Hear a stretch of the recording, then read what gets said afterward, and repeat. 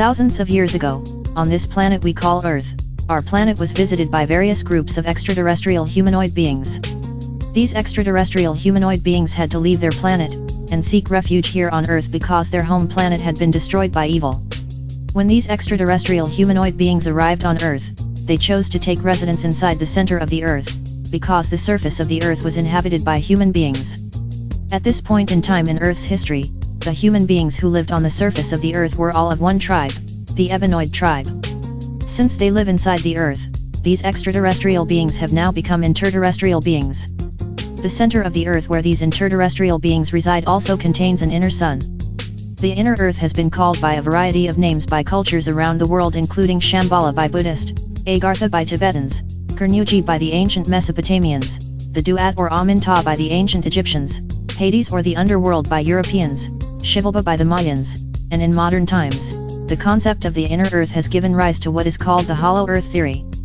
Unbeknownst to many human beings, the activities of these beings which reside inside the Earth has affected the course of human history and human development. The first and most noble of the beings which resides inside the Earth is called the Shayuk.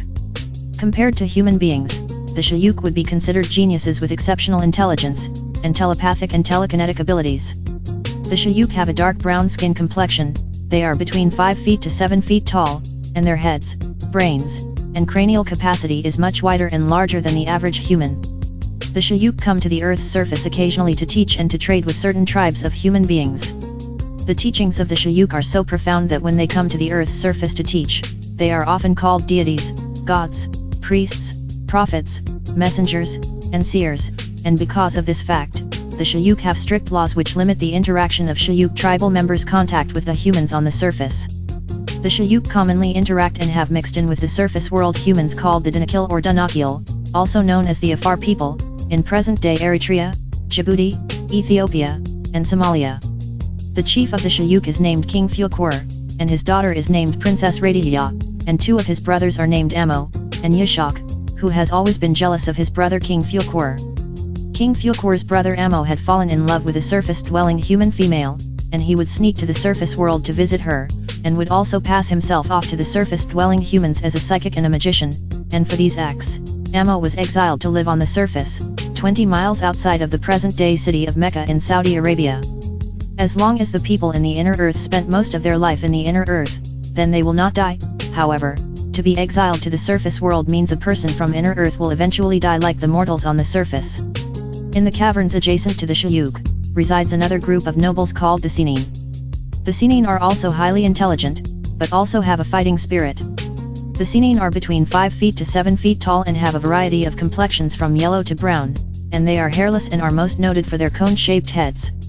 The Sinin commonly interact and have mixed with surface world humans including the ancient Egyptians, the Olmecs in present-day Central America, the Mangbatog people in the African Congo, and the Paracas people in Peru.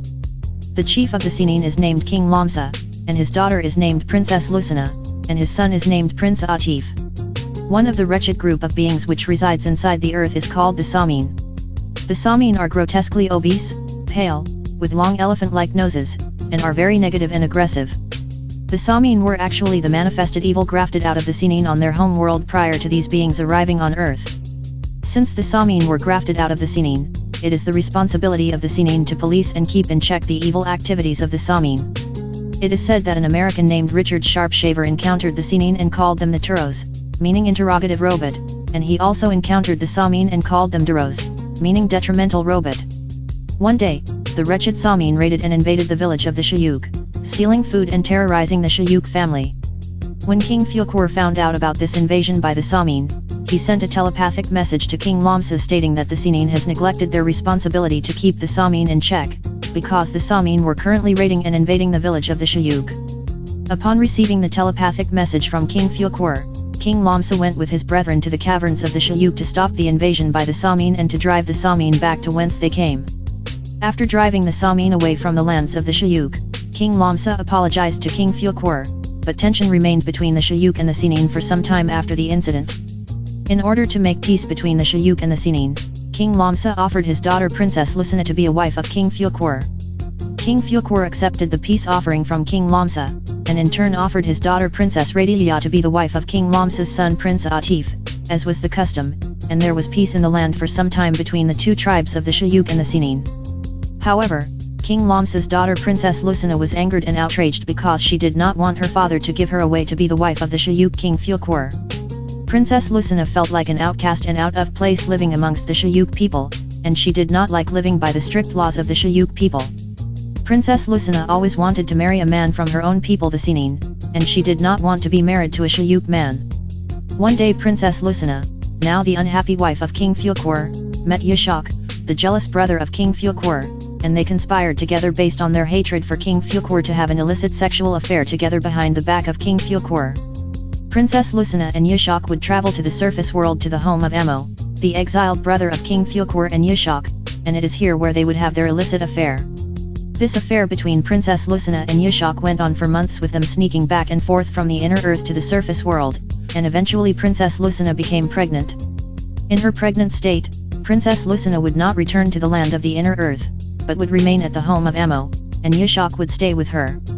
It was here in the home of Emo, 20 miles outside of the present-day city of Mecca, Saudi Arabia, where the child Yakub was born to Yashmal and Princess Lucina. The child Yakub, being part Shayuk and part Sinin, had an enormous head the size of 2 men, and he also had 2 brains. Knowing that they could not return to the inner earth because their affair had now produced a child, Yashmal and Princess Lucina decided to live and raise the baby Yakub for 5 years in the home of Emo, 20 miles outside of the present-day city of Mecca, Saudi Arabia.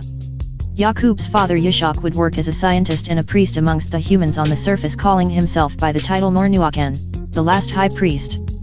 Back in inner earth, Yashmal and Princess Lucina had been missing for years, and eventually it was found out by King Fuekur about the affair between his wife Princess Lucina and his brother Yashmal.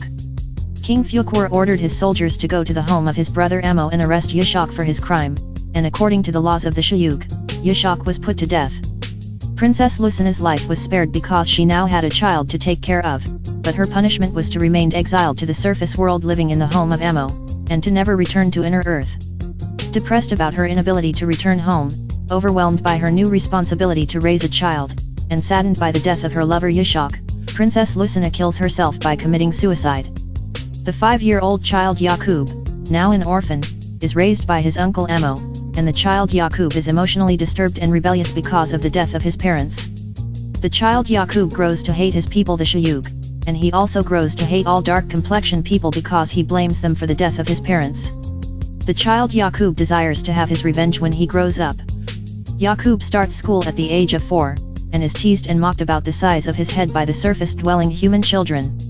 This mockery and teasing about the size of his head that Yakub experienced as a child created low self-esteem, and further infuriated the already deranged Yakub, fueling his desire for revenge. Yakub's uncle Emo would tell Yakub stories about the beings in the inner earth and how the Samin were the manifestation of the evil grafted out of Yakub's mother's family the Sinin. One day, when Yakub was 6 years old, he was playing with 2 steel magnets in the home of his uncle Emo, and Yakub noticed the magnetic power of attraction and repulsion that unlike attracts, and like repels. By observing this, Yakub was inspired with a determined idea to create a tribe unlike any of the people on the surface of the planet, and this unlike tribe would be weak and wicked, and attract the other tribes on the surface of the planet, and rule over them with the knowledge of tricks and lies for 6,000 years. Upon coming to this realization, Yakub looked up at his uncle Emo and said, "Uncle, when I get to be an old man, I am going to make a people who shall rule you." Uncle Emo said, "What will you make? Someone to make mischief and cause bloodshed in the land."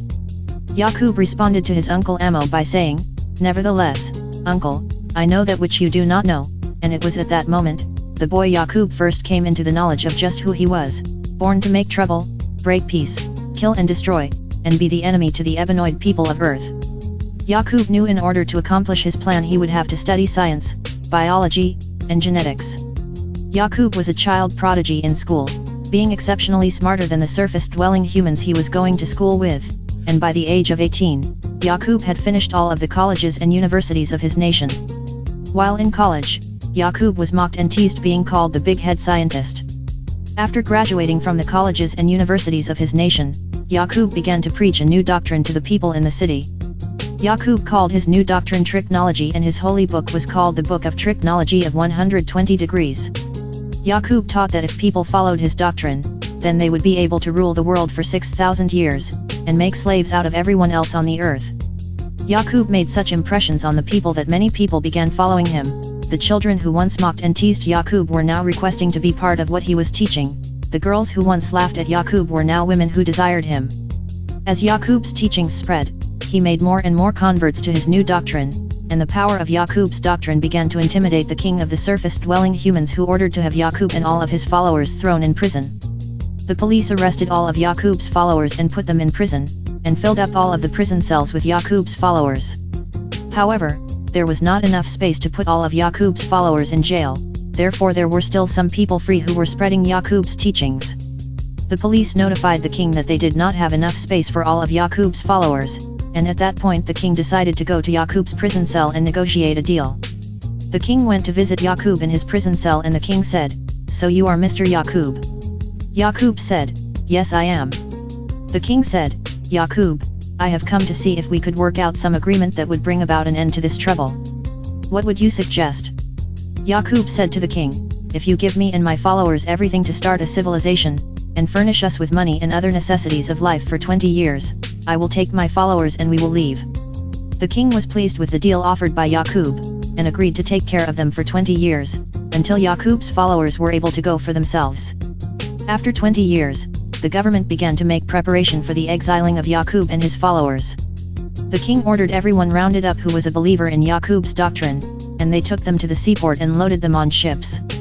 When Yakub and his followers departed, there were a total of 59,999 followers, plus Yakub, making 60,000 total people on 100 ships.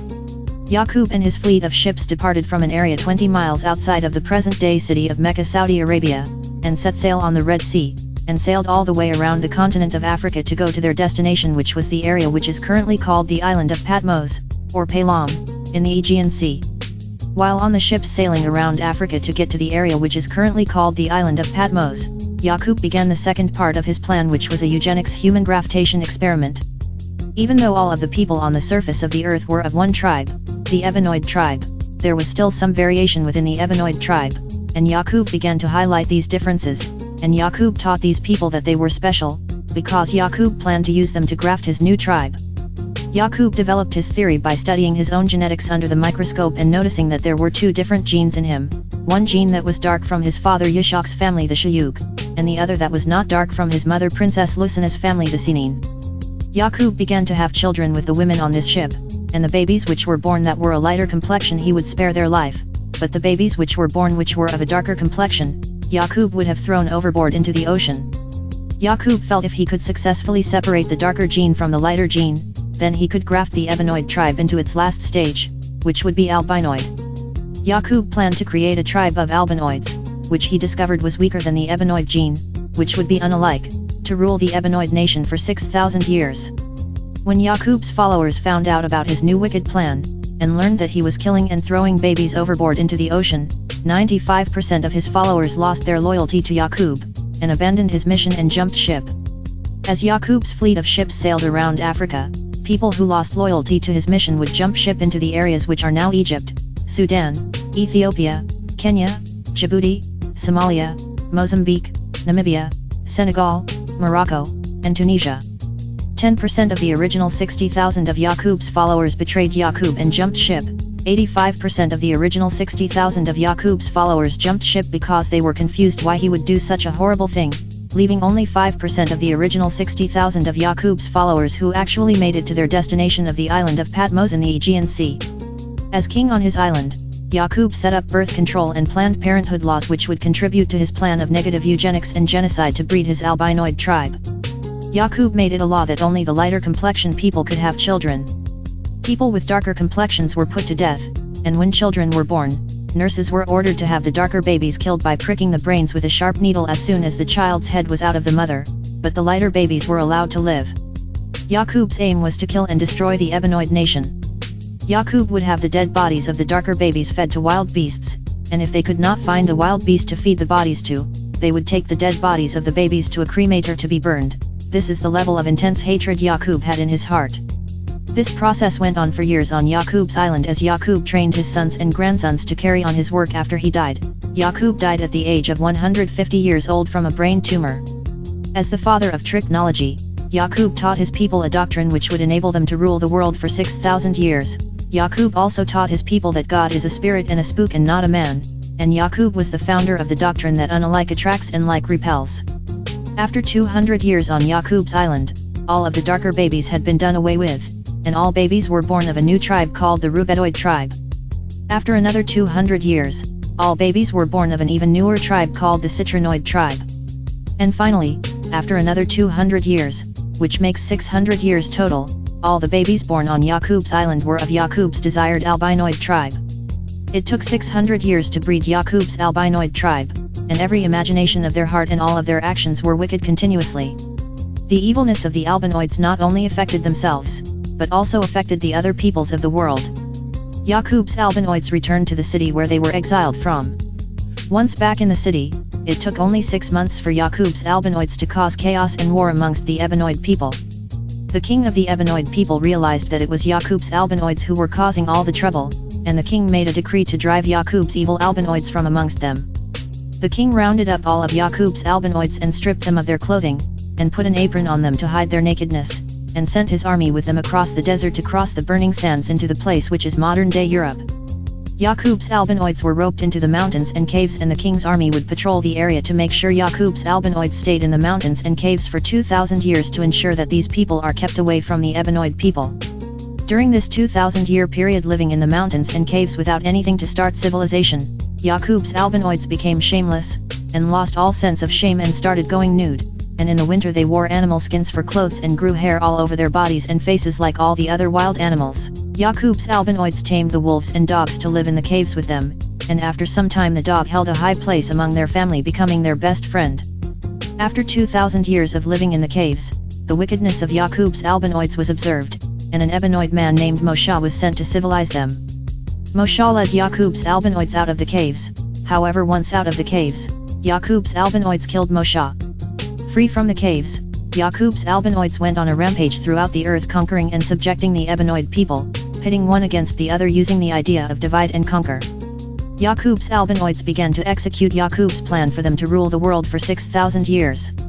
A man named Mahamdu attempted to teach Yakub's albinoids to convince them to end their devilishment. However, this was still 1,400 years before the end of Yakub's albinoids' 6,000-year period of dominion over the earth. And so, Yakub's albinoids ruled the earth for 6,000 years, spreading their devilishment, evil, pain, suffering, and oppression to the Ebenoid people of the earth as designed by the big head scientist Yakub. The events of Yakub occurred approximately 6,600 years ago, and the 24 wise elder scientists of the inner earth foresaw the birth of Yakub 15,000 years ago. This history, or future, of Yakub and his people was predicted and foretold by the 24 wise elder scientists of the inner earth 8,400 years before the birth of Yakub. The 24 wise elder scientists of the inner earth were aware of the birth of Yakub, and they were aware of the things Yakub would do before Yakub was even born. The 24 wise elder scientists of the inner earth predicted that in the year 8,400, this man Yakub would be born, and when this man was born, he will change civilization in the world, and produce a new tribe of people, who would rule the original Ebenoid people for 6,000 years, from the 9,000th year to the 15,000th year. After the 6,000-year rule of Yakub's people, the Ebenoid people would give birth to one whose wisdom, knowledge and power would be infinite. One whom the world would recognize as being the greatest and mightiest since the creation of the universe, and that Yakub's old warring wicked world would be removed and destroyed, and the Ebenoid nation would be restored into power to rule forever and to establish a world of peace and righteousness. This great redeemer of the Ebenoid people, who was predicted by the 24 wise elder scientists of the inner earth to bring balance back into the world, is known under many names, titles, and attributes, including He who has no equal, He who there never was anyone like, the Supreme Being, the Mighty, the Wise, the Best Knower, the Light, the Life Giver, the Guide, the All-Powerful, He who knows how to reproduce the universe and the people of his choice. But his mother calls him Yashmal. Yashmal was the son of Princess Radiya of the Shayuk family, and Prince Atif the Sinin family. Yashmal's parents, Princess Radiya and Prince Atif, married each other in order to establish peace between their two quarreling tribes. However, the union of Princess Radiya and Prince Atif was more than mere chance.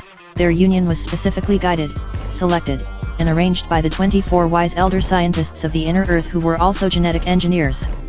They knew that the offspring of the union between Princess Radiya and Prince Atif would be the personification of order to balance out and offset the chaos of Yakub. who was the offspring of Yashak and Princess Lucina. Yashmal began his education on the day he was born, as is the custom amongst members of the Shayuk. It would be unheard of for a member of the Shayuk to wait until the age of 4 to start school unless the child was mentally handicapped. Being part Shayuk and part Sinin, Yashmal's head was noticeably larger than the other members of the Shayuk and Sinin. Yashmal had an enormous head, 2 brains, and a third enlarged pineal gland which sat in the center of his 2 brains, making the top of his head appearing to be shaped like 3 orbs. Amongst the Shayuk and Sinin, Yashmal would be called the big head scientist. However, amongst these tribes, this statement was not taken to be an insult, but rather a compliment, alluding to the individual's intelligence in the same way that saying big muscles alludes to an individual's strength.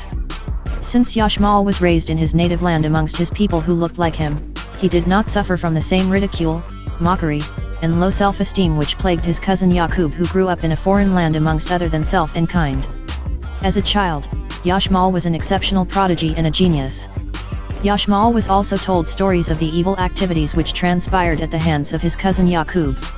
One day, when Yashmal was 9 years old, he was playing with 2 electromagnets in the home of his grandfather King Fukur, and noticed that electrons flowing in the same direction through 2 electromagnets would create the magnetic phenomenon of attraction, and that electrons flowing in opposite directions through 2 electromagnets would create the magnetic phenomenon of repulsion.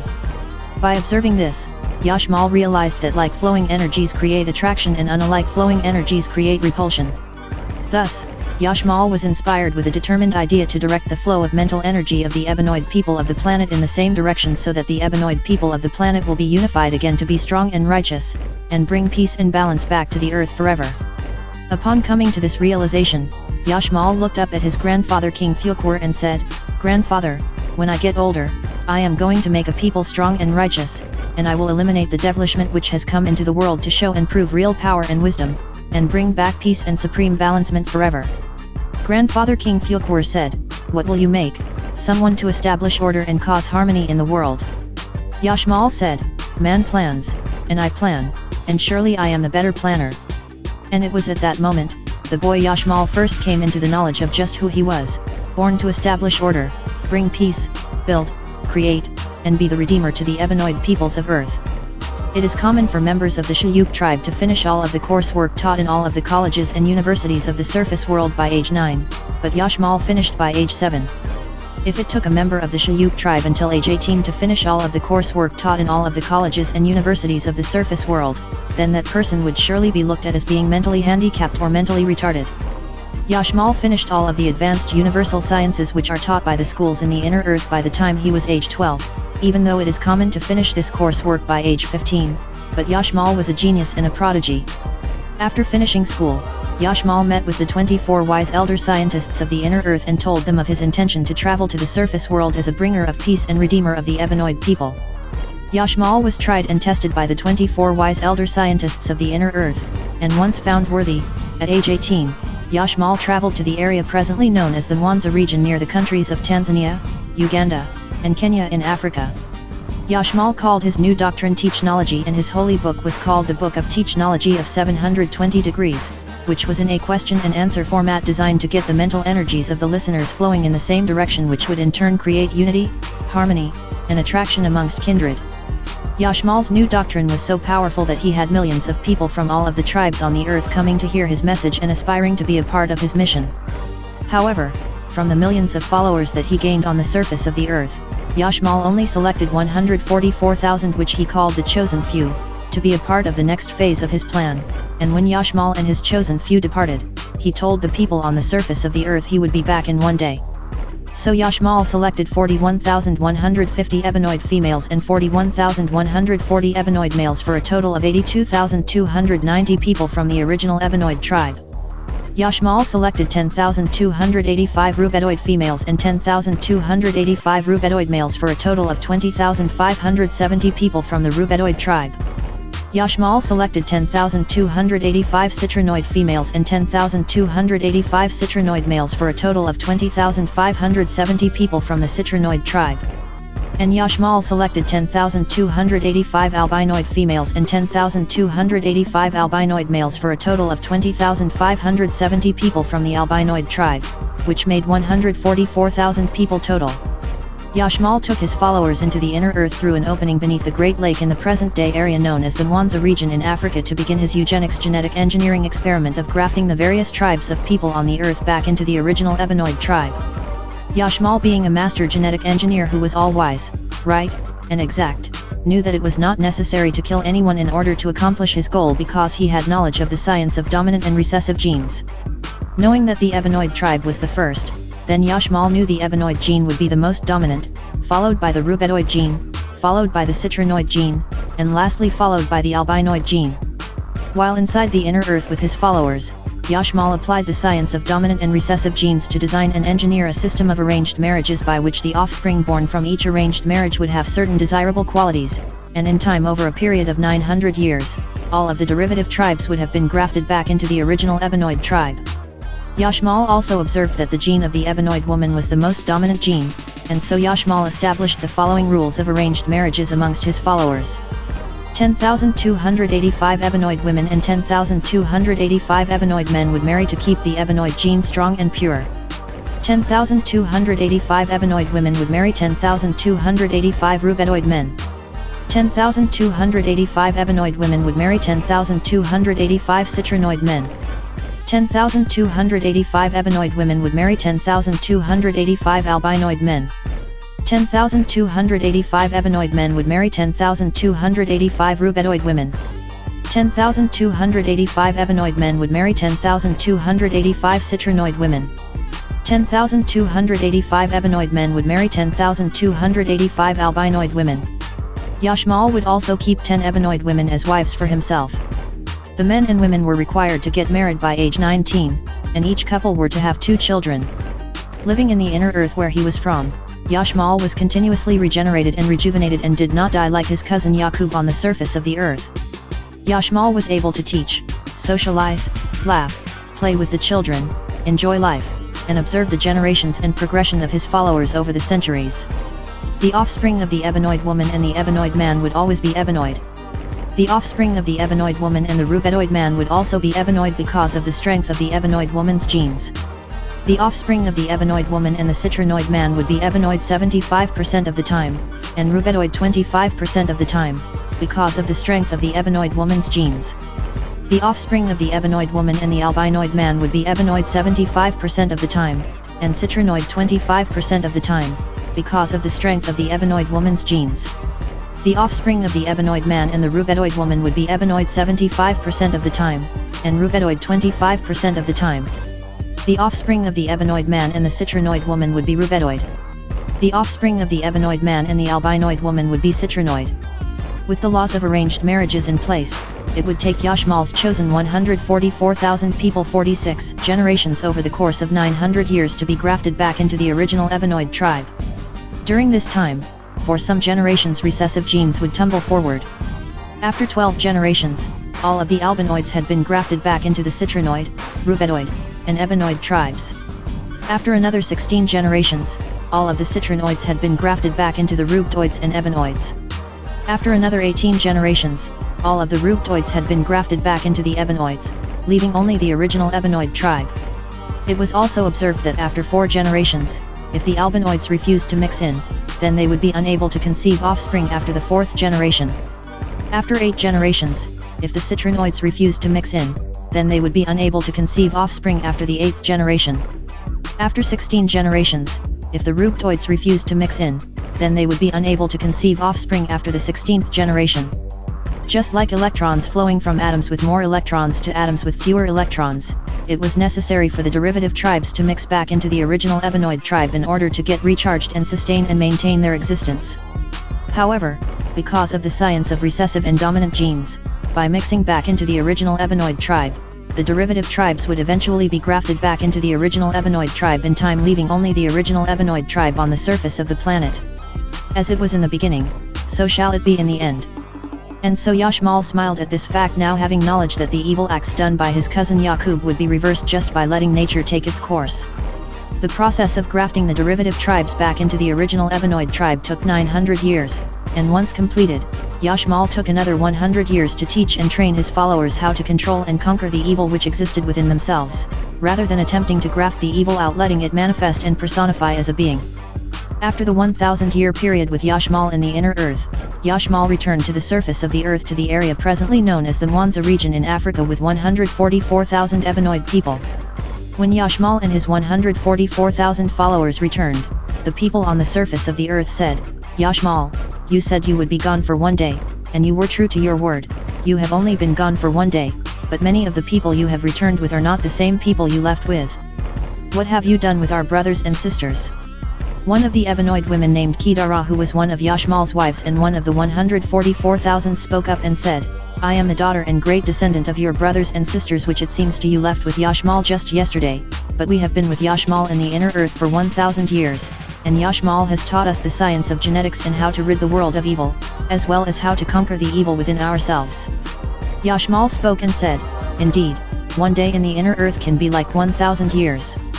Yashmal's 144,000 followers then proceeded to teach the Ebenoid people on the surface of the earth the way to defeat the evil currently plaguing the earth in the same way that Yashmal had taught them. Yashmal returned to the inner earth with his Ebenoid wife Kidara. After returning to the inner earth, Yashmal was elected to a seat as one of the 24 wise elder scientists of the inner earth. Yashmal taught Kidara the secret to eternal life, and they had many children together. Yashmal told Kidara that the Ebenoid woman is the human representative of nature on the surface of the earth, and thus the Ebenoid woman is the key to destroying the evil plaguing the surface of the earth, and she is the key to bringing peace and balance back to the surface of the earth. Yashmal told Kidara that it was not him who the 24 wise elder scientists of the inner earth had prophesied about, it was her, the Ebenoid woman.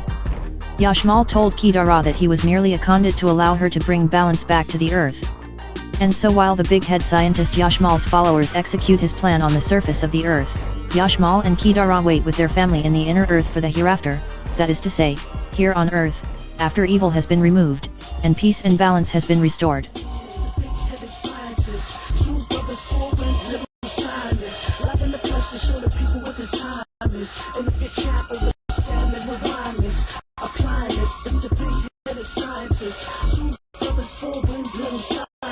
Love in the flesh to show the people what the time is. And if you can't understand the lyrics, apply this.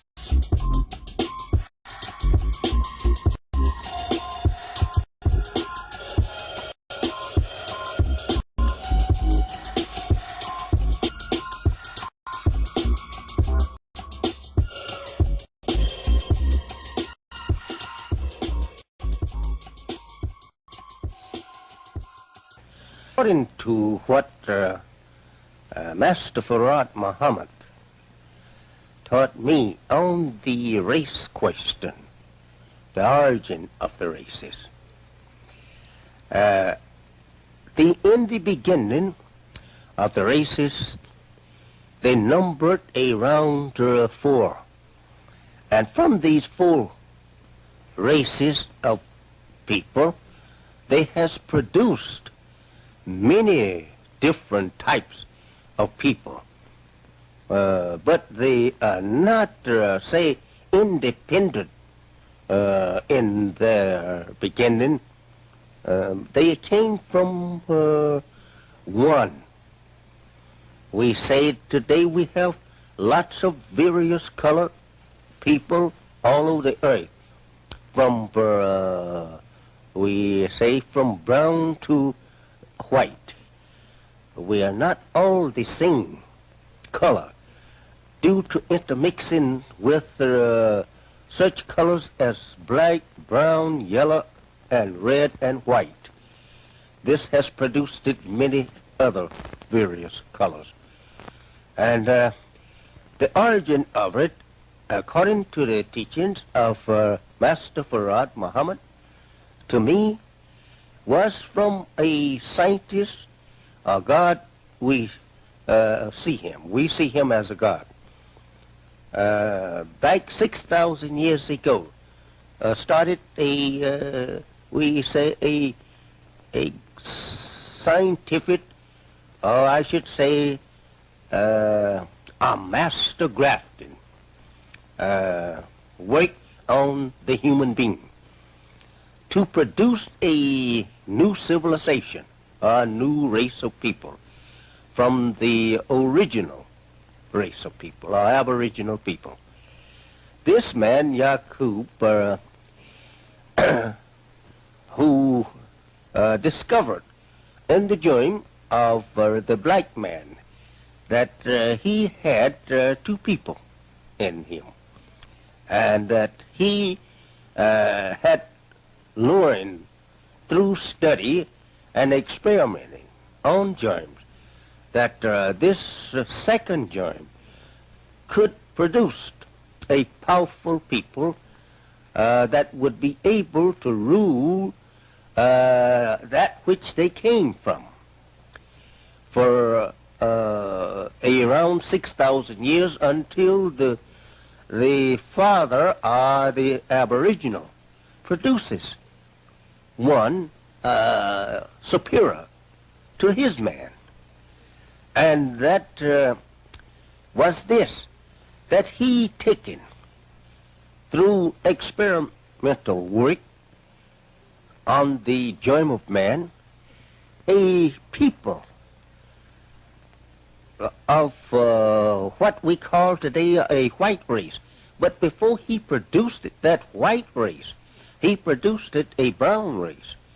He produced it a yellow race, and so on. There is his first grafting from the black man according to the teachings of Master Farad Muhammad, to whom we see him and know him today as being God in person. That this grafting, in its first stage, he had a brown race of people from a black people. And it taken him, according to the teachings of God, 200 years to produce that brown race.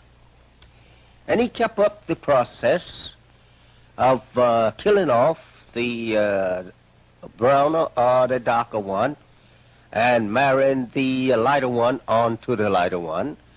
For another 200 years he had a yellow race of people. And in this length of time, these brown people were spreading over the area, I would say migrating over the earth to find them a home to themselves. And so when the yellow race was produced, he started too migrating over the earth. And from the yellow race, about 200 years, this grafting kept in process. There was on this same islet, well, it was an islet he was on, according to the teachings of Almighty God to me, in the person of Master Farad Muhammad, to whom praise is due forever.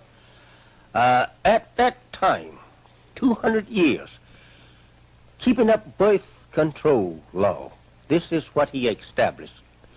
He established it on this islet, and there was his lab that he was working, we call it a human lab, to produce his man. And from this yellow race, he had a white race 200 years later from them. And this was the end of his work.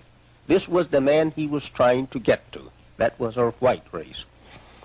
And that made it, in the total time of his grafting out of black, white, 600 years. And this figure tallies with the Bible's teaching of the man being created in 6 days. This is this days here you have means 100 years each, 600 years. And this also tallies with the creation of the universe. That's 6. The whole entire universe, according to the Quran, was also created in 6 periods of time. And so Mr. Yakub, the mighty scientist of that time, he produced it, his man, on 6, because it did tally with the creation of the universe, and it was to this number that he could not further his work. And they would be masters, gods, to rule the earth and the people, everything of life, for 6,000 years. And at the end of 6,000 years, the Aboriginal people will have at that time produced it another one, mightier than Yakub in wisdom and knowledge. And he would be equal with that one that created the heavens and the earth. And he would have the power and the infinitive wisdom to make his word be as the first one. Assalamu alaikum. I just have a few questions. Could you please explain Yakub's grafted devil? What would you like explained about it? Now I do remember. In fact, one of the questions one of the brothers just mentioned. So when he said that a man named Jacob grafted the devil in the year 8,400 on the island of Pilar, they kept giving figurative places. They was given allegorical interpretation. Yakub had the head the size of 2 men. And while in the backyard of his uncle, he discovered, while playing with 2 pieces of metal, that unlike attracted alike. And he told his uncle, I'm going to make a devil weak and wicked and give it the power to rule the world for 6,000 years. Then I'm going to come in my own good time and do what? Take the devil off the planet to show and prove that I am Allah. This is what the Honorable Elijah Muhammad taught. And this is what Clarence 13X, the head of the nation of 5%ers or gods and goddesses, whatever name they chose, they have that right, teaches today. Now let's look into this here. The word Yakub is Jacob. We know that. It means to take someone else's position. That's what it means, supplant. To supplant him in the place of him. All right? Now, if we go back to Jacob's situation, we come up with Jacob's mother, Rebecca, trying to deceive Isaac, because he was blind. He was so old, and his vision went on him. Correct? And she preferred the soft son. You see that? The one that was soft, and they also say reddish. You see? You can see the science that Master Farad Muhammad was teaching is deep. So what she did, the woman, was deceive her husband into giving the blessings of the household to Jacob as opposed to Esau. You follow that? Rebecca deceived her husband, Isaac, into giving the birthright to the son, Jacob, instead of to the son it should have been, Esau. Now I've already told you what the son Esau did when he realized he was deceived. He was a result of the Mongoloid race, the Edomite race. Now they come in all colors. Why do they come in all colors? Well, read and you'll find out in Genesis that Esau married an Ishmaelite and a Hittite. So he married whites and blacks and mixed in. So there'll be black Mongoloids and there'll be white Mongoloids. They'll come in all races. You understand me? So when this woman deceived her husband, they placed the wrong son in authority. He was supplanted. This Jacob or Yakub was put in the place of his older brother Esau, his twin, by the way.